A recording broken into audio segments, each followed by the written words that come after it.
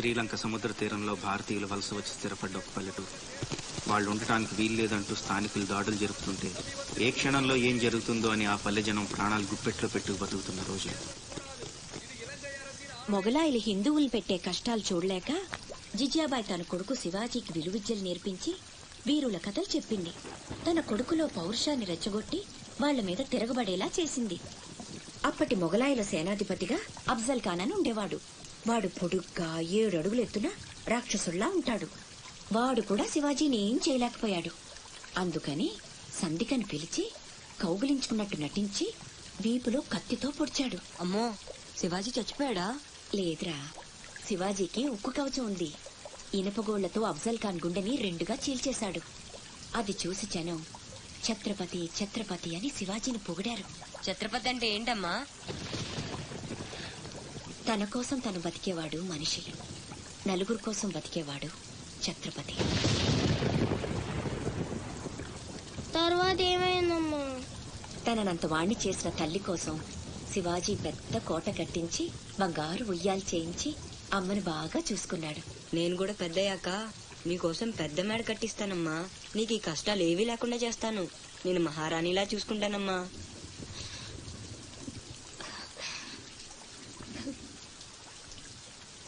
నువ్వు చాలా గొప్పవాడు అవుతావు నాన్న.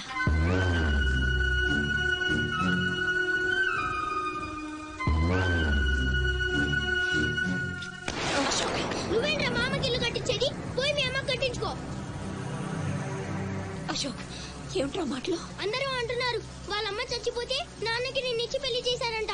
అంటే నేను ఒక్కడనేగా నీ కొడుకుని, వాడు వాళ్ళమ్మ కొడుకు. తప్పు నాన్న.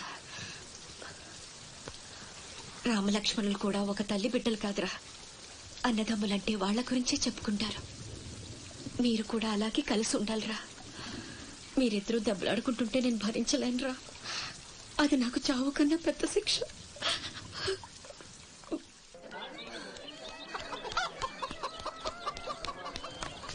అమ్మా అమ్మా అమ్మా, ఈరోజు నీ పుట్టినరోజు కదమ్మా. నీకు ఇష్టమని జంట మామిడి పళ్ళు తెచ్చాను.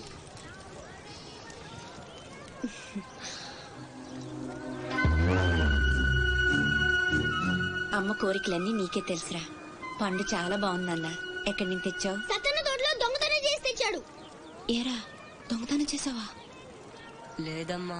అబద్ధం చెప్తున్నాడమ్మా. ఇందాక బడేకి కొట్టి దొంగతనానికి వెళ్ళాడు. కావాలంటే ఒట్టేసి చెప్పమను. ఒట్టేసి చెప్పరా.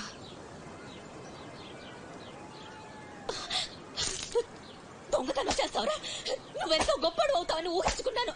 ఇదా నువ్వు చేసిన పని ఇంకెప్పుడైనా చేస్తావా? చేస్తావా? చెప్పు. పోరా, నీ మొహం చూడాలంటే అసహ్యంగా ఉంది. ఇంకెప్పుడు నాకు కనిపించకపో.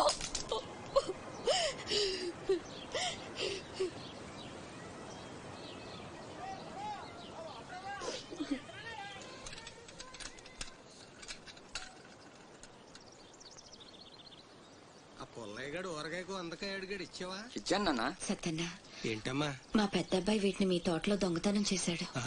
క్షమించన్నా. బలేదానివమ్మా. ఇది నీకు ఇష్టం అని అడిగాడు. దాందే ఉంది తీసుకెళ్ళరా అంటే నాకు ఒట్టినే వద్దు అని తోటలో సందటాల దాకా పనిచేసి మరీ తీసుకొచ్చాడమ్మా. ఇంకో 4 పట్టుకెళ్ళరా అంటే నేను మా తమ్ముళ్లాగా ఈ జంట మామిడి పళ్ళు అంటే మా అమ్మకి ఎంతో ఇష్టమని కోసుకెళ్ళాడట.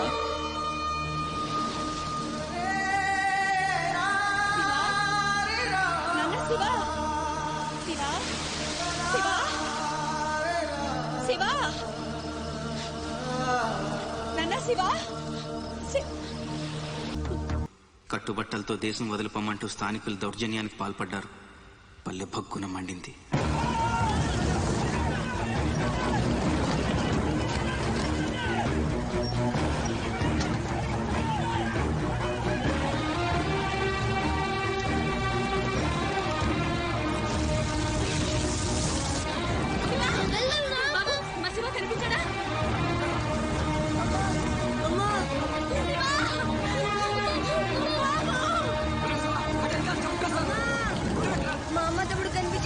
మీ అమ్మ తమ్ముడు ఏదో పడవ ఎక్కే ఉంటారా? నువ్వు ఎక్కరా?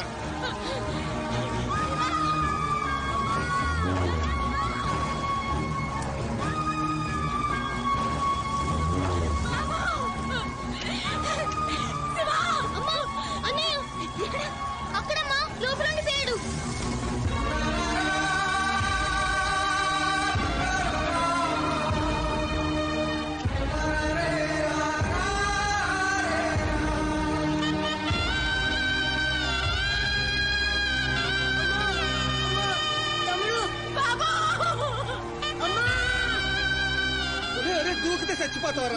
వెనకాల ఏదో పడవలో వస్తారులేరా.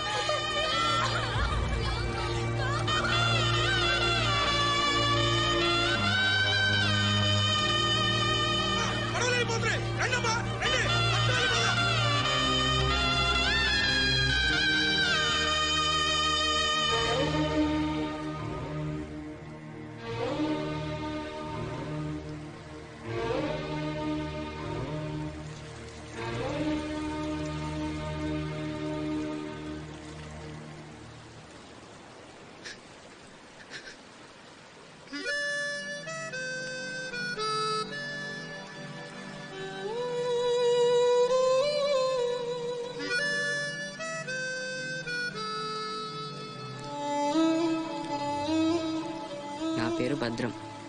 శివాజీ.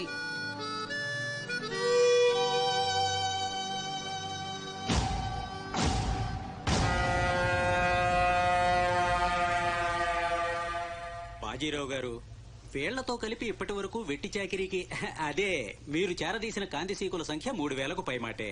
మరి మాకు కూడా థ్యాంక్ యూ సార్. వాళ్ళకి పొజిషన్ ఏంటో ఓసారి చెప్పు. అలాగే సార్. చూడండి, మీరంతా ఈ దేశంలోకి దౌర్జన్యంగా ప్రవేశించారు. న్యాయంగా అయితే మిమ్మల్ని వెనక్కి తరిమెయ్యాలి. కానీ అన్న బాజీరావు గారు మీ మీద జాలి పడుతున్నారు. కాబట్టి మేము చూసి చూడనట్టుంటాం. గుట్టుగా కాగితాల మీద సంతకాలు చేసి ఆయన పెట్టింది తిని బతకండి.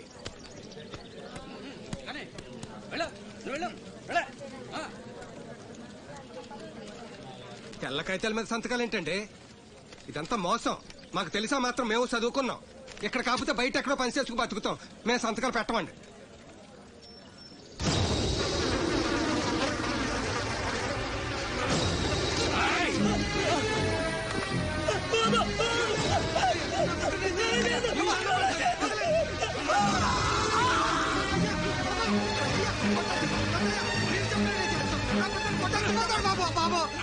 నా బిడ్డ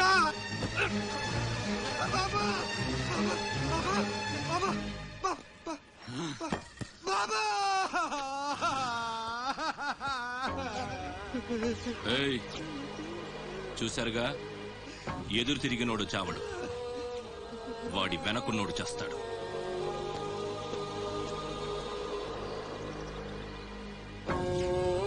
ఈ షిప్పులకి సరుకెత్తడం దించడం నా లీగల్ వ్యాపారం. దాని వెనక జరిగే చీకటి వ్యాపారం వేరే ఉంది. అదే నన్ను విశాఖపట్నానికి ఇంటల్లుడిని చేసింది. స్మగుల్డ్ గుడ్స్ ని షిప్పు ఒడ్డుకొచ్చాక దించడం కష్టం. అడ్డమైన గాడిదలందర్నీ వేపాలి. అందుకని షిప్పు సముద్రంలో ఉండగానే ఆ సరుకుని ఒడ్డుకు చేర్చాలి. అది మీరు చెయ్యాల్సిన పని. ఇల్లీగల్ వ్యాపారం కాబట్టి వేరే గ్రూపులు ఉంటాయి. సరుకు కోసం దాడులు జరుగుతాయి. అవతల వాళ్ళకి భయపడు, పోలీసులకి జడిసో సరుకక్కడ వదిలి రావద్దు. పొట్టి చేతులతో ఇక్కడికొస్తే అక్కడ మిగిలిన ప్రాణాలు ఇక్కడ పోతాయి.